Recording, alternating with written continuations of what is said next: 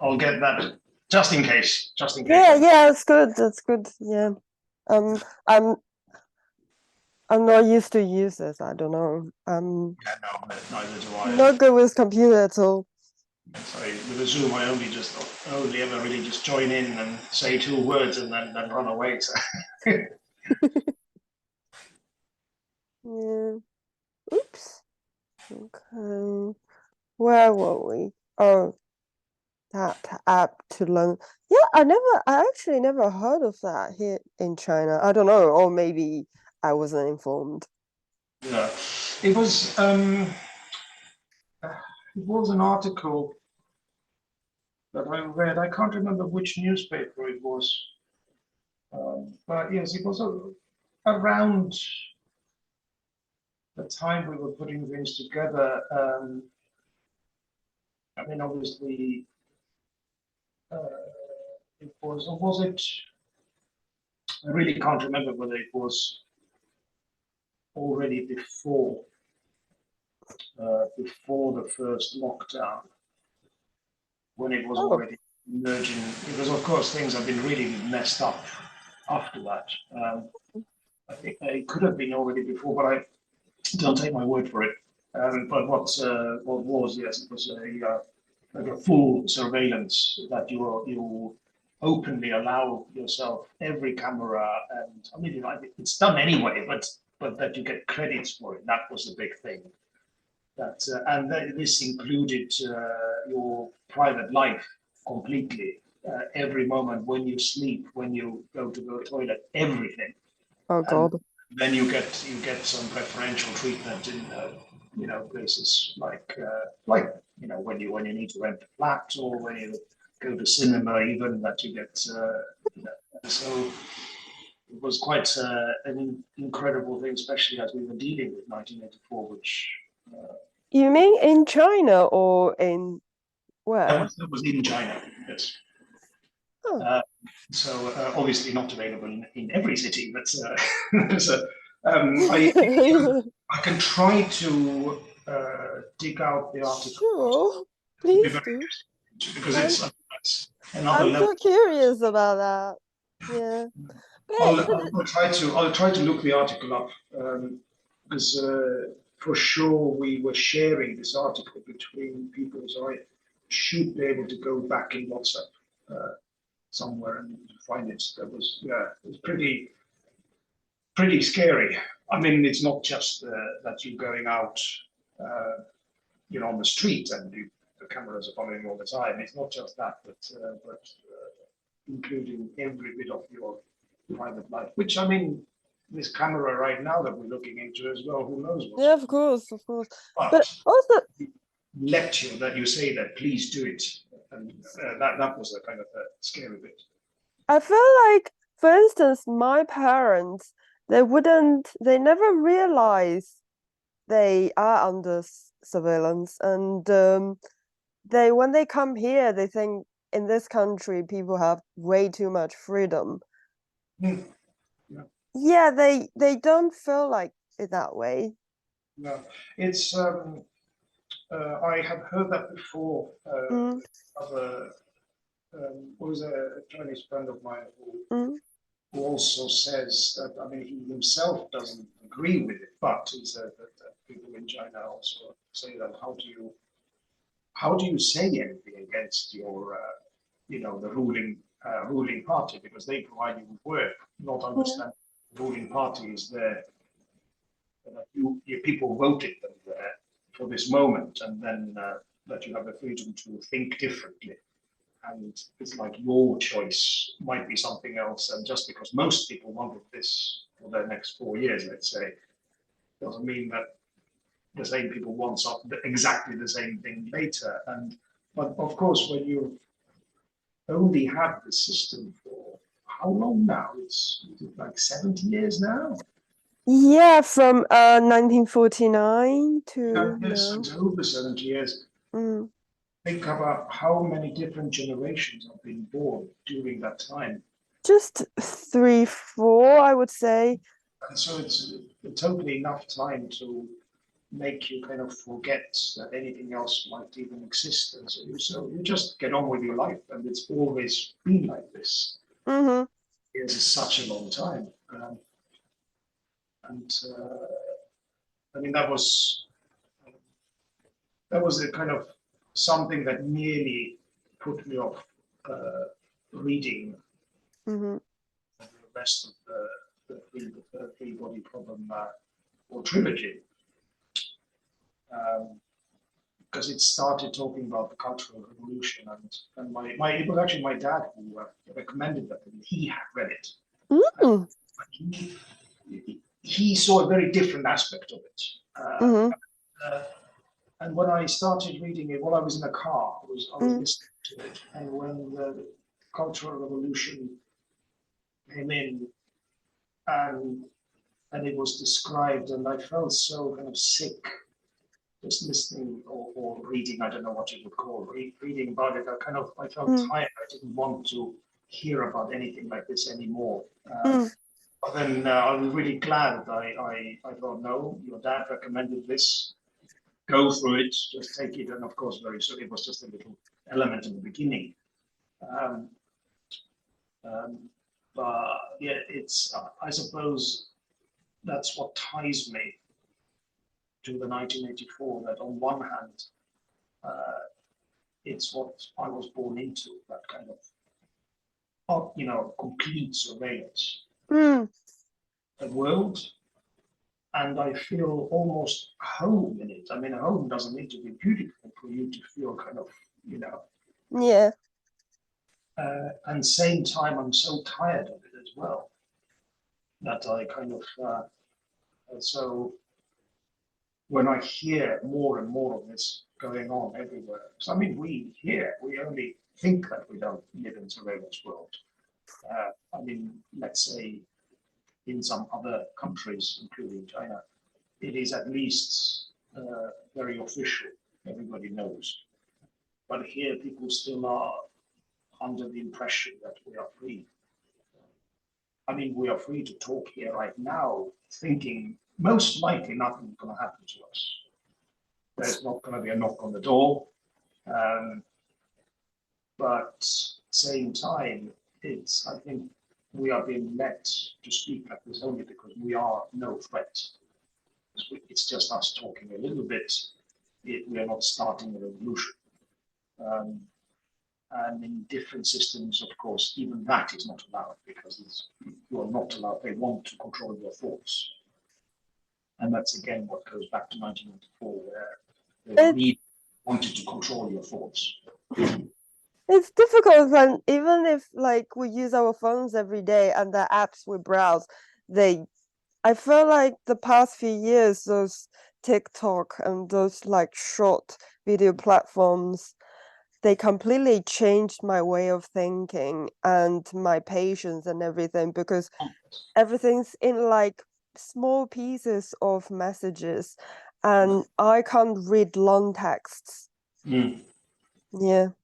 It is it is really molding us, the culture that we get in. I mean, when I'm experiencing this every day because as a violinist, I play mostly was written about 200 years ago or 100 years ago.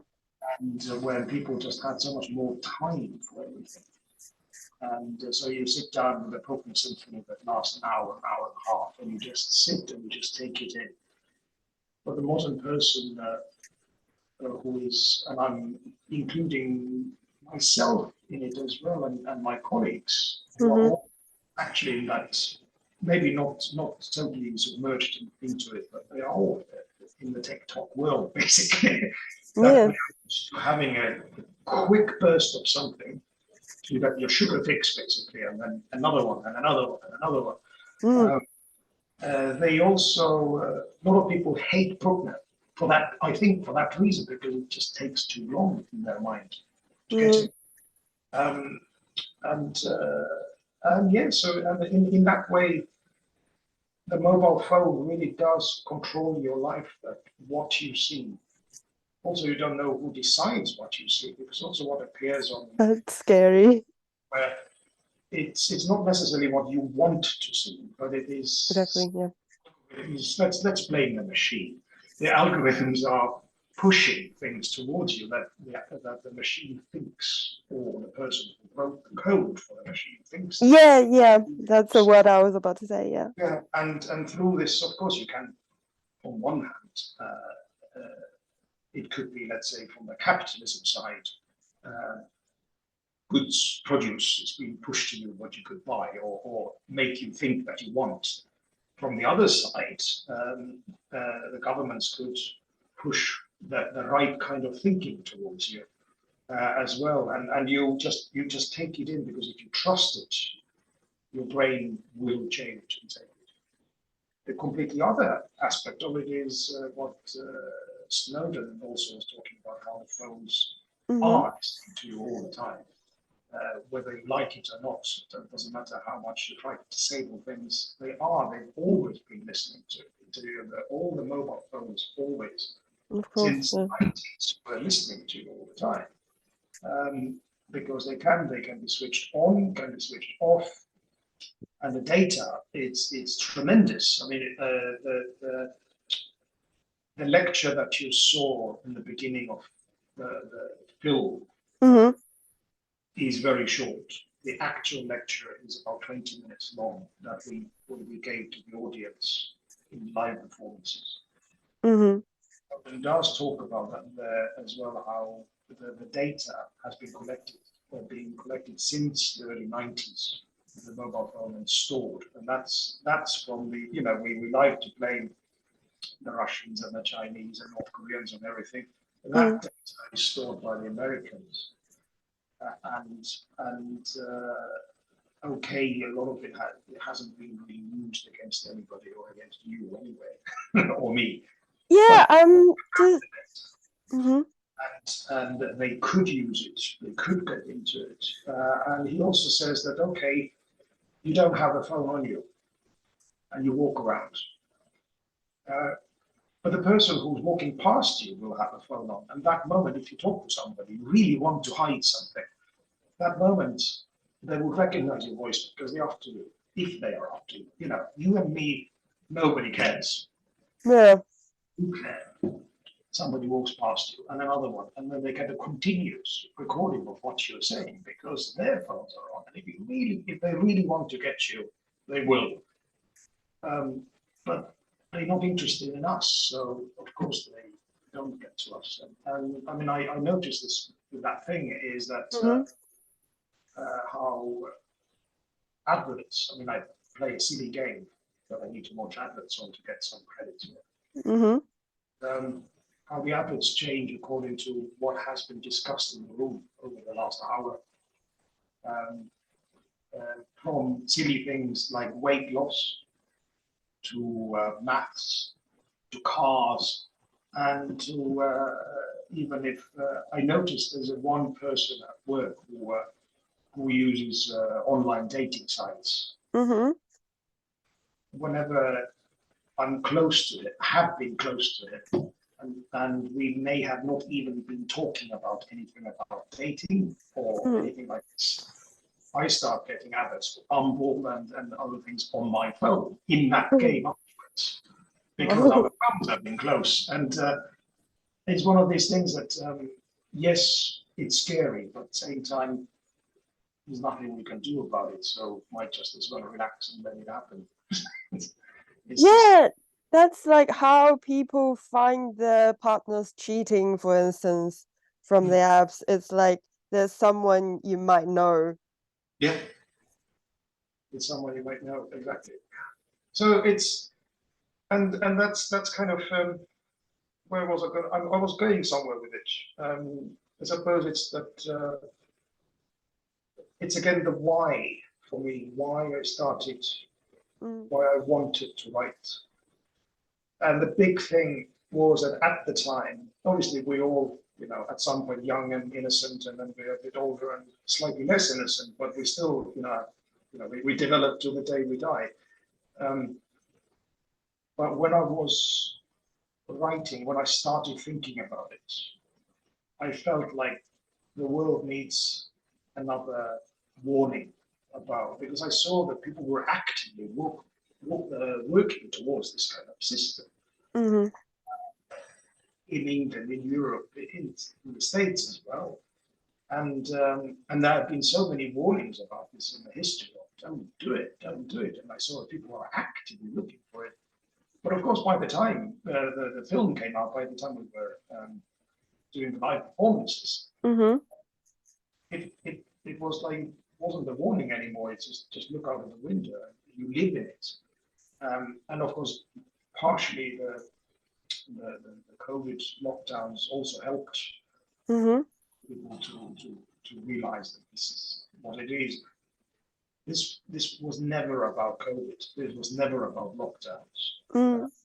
Our presentation of this subject, but of course, partially, suppose the lockdown helped people to understand perhaps all of 1984 a little bit more as well, because they actually experienced that situation where they, especially in the West, where everybody's been free to do whatever they think they want, Mm-hmm.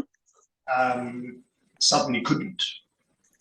And so it was a kind of a good reminder that the relative freedoms, or the freedoms that we think we have, which is also kind of a mirage, really. But anyway, that at least that mirage is, it's we can't take anything for granted, because just like this, it all can be taken away from you. So you need to not enjoy it. I don't feel one should, enjoy everything they have, but cherish Yeah. oh, this is special. This is not just that. Not everybody has it. And hold it and respect it. This is a bit too serious, isn't it? This is actually, I mean, you start talking about technique, and after a while, you kind of go into ideology yourself, which brings us again back to the 1984, that it doesn't matter what you try to talk about, you will end up creating your own ideology. And imagine now if I now somehow have the power to make everybody follow exactly what I want, I think it's great. But do you like, it doesn't work for other people, but for me it does. So that's another one of this. That's why you won't decided yourself to be there as Big Brother. Ah, no, that was a really cheap trick, really. But what I thought for the live performances, because we were always talking, I mean, it's the hope that things will change. So when we were doing the film, there was the hope that one day there is going to be a live performance. And for that reason, we thought it would be really great. We needed a face for Big Brother anyway, because it has to be looking at people. And who could it be? And the idea to use me was not so much because I can look at you in a scary way, but because of the live performance during Edward Snowden's lecture, stage is dark, because he's of course on the screen, because he's not here. And so during that lecture, we would all go on stage quietly, so nobody can see us. And of course, because my back is to the audience all the time as I'm conducting, nobody could see it was me. And this little bit of element of shock that I was there all the time. The Big Brother was not just on the screen, but actually watching. And so in the end, of course, when I turn around to the audience, or for you, I should show to the audience that they would see it's me. And we had some people in the audience, some friends when we were in Holland, and they said that it worked every night. There were people who were either just said, "Oh, it's him," or were shocked and went. So it was kind of part of the theatre, part of making you feel like you're really in it. Mm. For the first performances we had, also every day we had school children chanting Big Brother and some other slogans there in the audience as well. And there were some performances where people tried to shush them because they were like ruining the performance and not and then realizing that actually it's part of it. And it was in one particular place where the kids were a little bit older, and it really felt scary because when they were chanting Big Brother, and of course it was the last performance. By that point, I had got into the role, kind of in the sense I felt like I was Big Brother, and you feel like somebody like this group of teenagers, quite rough teenagers, are chanting your name, and the power that comes from it was really uncomfortable. And started shouting at each other and everything, and that it really felt very scary, like you were in some sort of a demonstration. So I don't know how the audience exactly felt then, but I would have been scared. And I suppose it's this performance, this film, this book, this subject is Yeah. it's a not a romantic comedy. So Mm. you feel scared for it to really go into you. And I think we together all we kind of achieved it. And well, whether Orwell himself would have liked it is a debate. But it's I don't know. I feel that in a literary way, his language in the book is an absolute masterpiece. As a topic, it's just so perfect. He done it in such a perfect way. Uh, it lets you portray it time and time again, and you don't feel like you need to bring it to the modern world because this is kind of a world that's in one form or another always been there. It's just the technology that he described is now here in everyday life. Yeah, That's yeah. like now was a really good time to do another adaptation of this because now we all are carrying these things around. A friend of mine during the first lockdown, Mm-hmm. we were talking about how all these apps Mm-hmm. that came to be to see where people are and who's around you, who's ill, Mm-hmm. and I said that yes, one day it will become illegal to go on the street without a mobile phone because they need to follow you. And he said they're like, no, no, no, no. They're gonna make the world the way that you cannot go out without a mobile phone because you need it. And that's how they're gonna then do the real surveillance. Yeah, it's like in China, people don't really use cash anymore, even old people. They use like those apps to pay, and if your phone dies, if your battery dies, and you really can't do things if you're out. Yes, Mm. I heard that from my colleagues who they were in China in 2017, Mm. summer, and we get given per diems in cash whenever we go foreign tours. Mm. Of course, they couldn't use it anywhere. Exactly. And it's also kind of, you go like, okay, we have this, I don't know how much, I mean, it was a long tour as well. They had so much cash in their hands that they can't do anything with. They can't take it back either. I mean, and and they managed somehow in the end. There were some places that kind of were able to take cash, but very, very few. Your bank Yeah. cards, of course, don't work there. It has to be through certain apps. Yeah. Um, and it was really difficult also because it's not only that they don't take cash, but they can't, they're not allowed because Oh. there's also, because it's, if you can't be surveyed. So if you take cash, it's already the kind of, it's almost for some shops, it might be a crime to actually take cash. Yeah. I So, thought there were people posting that, so they booked a restaurant and they go there and they forgot to pay, and then like sometime after they got phone call from the police station saying, mm, oh, you went to that restaurant but you didn't pay, now you have to pay, mm. because they can trace you from those apps. Yes, and I mean that's the problem with all of these things. Mm, There is a side that says, but yes, of course, it is a good thing. So if you don't pay, you can be traced. Uh, so there is a positive side to all of this as well, and that is something that gets us back to my experience with reading the book.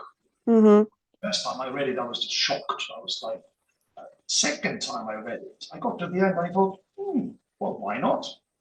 And that's what really shook me. Mm-hmm. That's when I really felt like how easy it is to also persuade people that this is okay. Because if just by reading this twice, I myself felt, oh, why not? So that was a really, really scary one for me. I'm thinking, was there any I think we covered, yeah, sorry. was there any other anything that you asked? I'm just thinking. There was the casting, there was the why, there was the how.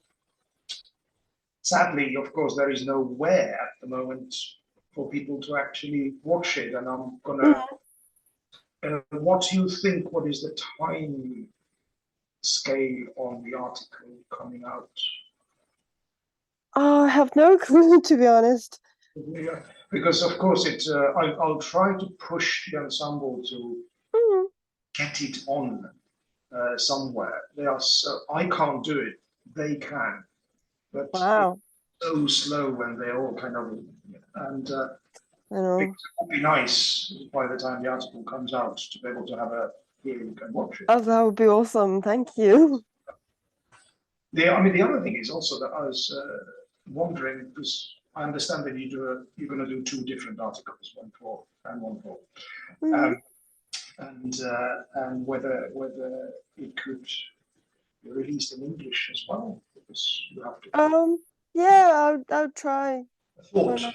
it's the thought. It's Might be slower because I'm supposed to hand this in by the end of September, and then I got distracted with other things, and then the editor said, so this year they're doing super slow. So he said it's fine, you can do it in another 2 weeks, it's fine.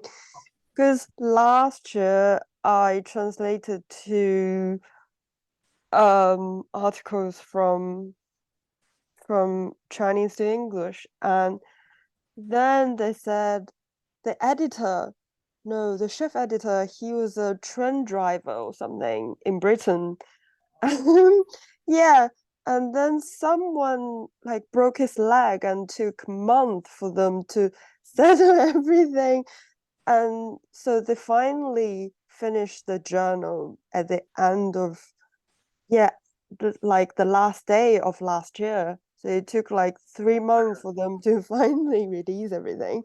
So I don't know, it might take like 1 or 2 months or something. Yeah. Okay, so there is It potentially time. doesn't, I'm that going to get is, onto it, and the moment I know, I'll let you know if there is if it's going to be available on any streaming service. I think they are looking at Amazon, perhaps. Netflix is really wow. difficult to get into, but Amazon Prime should be possible because they just stick it on and they take the cut. you know, they. Um, but I'll have a look. Bits of it is available on YouTube, but only bits of it. So they were talking about putting the Dutch version on because it's with a different actor. Because with the English one, the copyright is between the ensemble and an English company. So that's why it's a bit tricky. But yeah, I'll let you know if I know Thank anything, you. because that would be really wonderful also to kind of here's the article. Thanks. Did you say BBC filmed it as No, well or it wasn't something? BBC. It was a company in in England. I That's see. the I English see. version. Green Gage, I think it was called. And the information about it all should be available online somewhere. But of course, Okay. Or if you can send me the name of it, or yeah, a link but to I can. I mean, this is your email, isn't it? That the Zoom is. Yeah. I'll send the links to the pirate copy of it to you, so you can, if you want to, you can just skim through it again. Thank you. Yeah, yeah, I would love to. Yeah. Yeah, and yeah, and we'll see what happens later. You. Great. And also, so did you like win a prize or something? Oh yes, of don't course, yes. I forgot about that already. Yes, it's I got a prize. What was it? The London Independent film something association. It was LIFA, LIFA, for the best original score, which was in 2021. Yes, it was I straight up to thought it was, I read it from somewhere.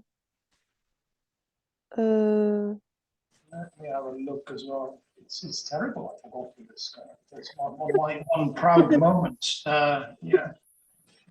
But was that, did you win any other prize or anything? No, that's the only thing. But if they like don't even have access to watch it and no, well, on stage anyway. No, the stage things also is. Let me just have a quick look. The stage, of course, because it hasn't been done in English on stage at all, and I that's see. something I would really want to happen at some point. Yeah. This means it's a really big production, and translating it is not such a big problem. But of course, then an actor has to learn it, and we need to have concerts. So they are all like money. the same group of people doing all the things in different languages. Well, the actual ensemble, they are just players, and we just play. So we've had three actors doing the one part. So we had Boris van der Ham in Holland. Dutch. We had Joseph Thompson doing the English film, but no live performances.